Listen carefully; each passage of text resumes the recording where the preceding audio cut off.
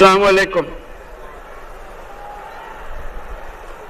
লক্ষ লক্ষ লোক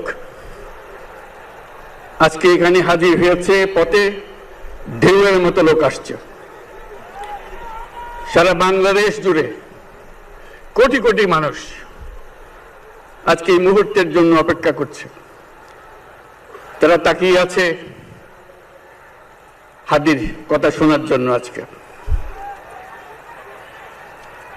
বিদেশে যারা আছে বাংলাদেশি, এই মুহূর্তে তারাও হাদির কথা জানতে চায়। প্রিয় ওসমান হাদি, তোমাকে আমরা বিদায় দিতে আসি নাই এখানে। তুমি আমাদের বুকের ভেতরে আছো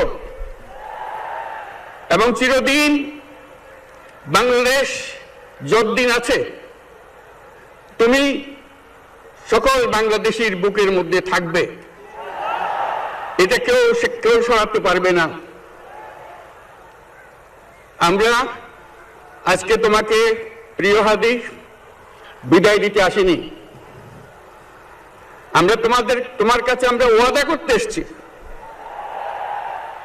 তুমি যা বলে গেছো সেটা যেন আমরা পূরণ করতে পারি, সেই ওয়াদা করার জন্য আমরা একত্র হয়েছি। সেই ওয়াদা শুধু আমরা নয়, পুরুষানুক্রমে বাংলাদেশের সব মানুষ পূরণ করবে। সেই ওয়াদা করার জন্যই আমরা তোমার কাছে আজকে এসেছি, সবাই মিলে যে যেখানে আছি।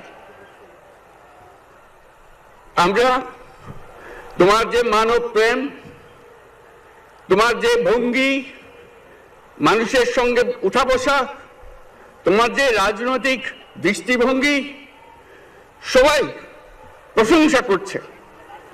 সেটা আমরা মনে প্রাণে গ্রহণ করছি, যে এটা যেন আমাদের মনে সবসময় জাগ্রত থাকে, আমরা সেটা অনুসরণ করতে পারি। তুমি আমাদেরকে এমন এক মন্ত্র কানে দিয়ে গেছো, সেই মন্ত্র বাংলাদেশের কেউ কোনোদিন ভুলতে পারবে না এবং এই মন্ত্র চিরদিন আমাদের কানে বাঁচতে থাকবে। সেই মন্ত্র বাংলাদেশের বড় মন্ত্র হয়ে আমাদের জাতির সঙ্গে সংযুক্ত থাকবে। তোমার মন্ত্র ছিল চলো বলো বীর চির উন্নত মমশির। এই উন্নত মমশিরের যে মন্ত্র তুমি দিয়ে গেছো, সেটা বাংলাদেশি সন্তানের জন্মলগ্ন থেকে যতদিন সে বেঁচে থাকবে নিজের কাছে বলবে চল বলো বীর চির উন্নত মমশির, আমাদের শির কখনো নত হবে না। সেই মন্ত্র তুমি আমাদেরকে দিয়ে গেছো, আমাদের সব কাজে সেটা আমরা